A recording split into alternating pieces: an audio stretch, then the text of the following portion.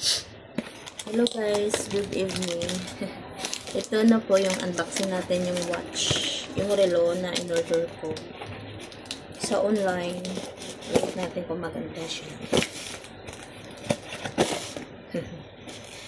Ito yung remembrance ng leave ko.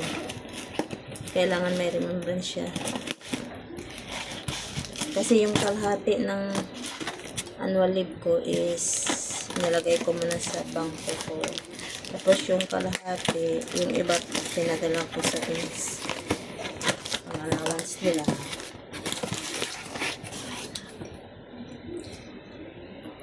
Ano to? Pudagar. Yan yung ano niya. Hindi na makita. Ayan natin.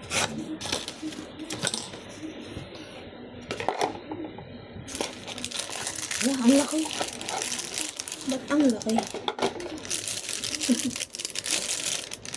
Charan! Hala! Akala ko ang laki naman ito nang binili ko. Ang bigat. Waterproof siya guys. Ang laki niya. Pero ang ganda. Alam ko na kung sino mag-aarabol nito. Ang laki. Bagay ito. Ang laki niya. Akala ko ang liit lang. Ang bigat.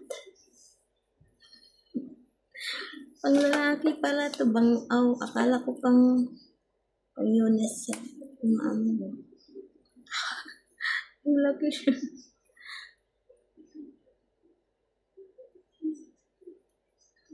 Mine. Joke lang. May pagbibigyan na.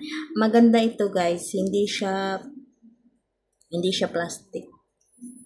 Parang ano siya, leather. Ganda ng ano niya.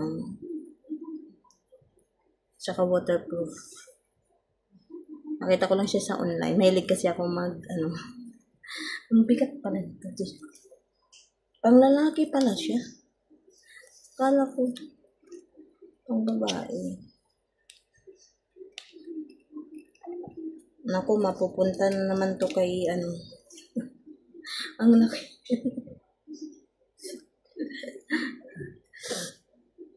Alam ko na kasi yung pagbibigyan ko nito. Mukhang bagay ito kay kuya ko. Kasi ang laki eh. Hindi pa ako nagregalo kay kuya ng relo eh. Kasi yung asawa ko mayroon ng Rolex. So, hindi ko alam. Gusto ng pagbibigyan ko nito. Sino mine? Joke lang. Remembrance ko pala to. Pero i-keep ko to guys.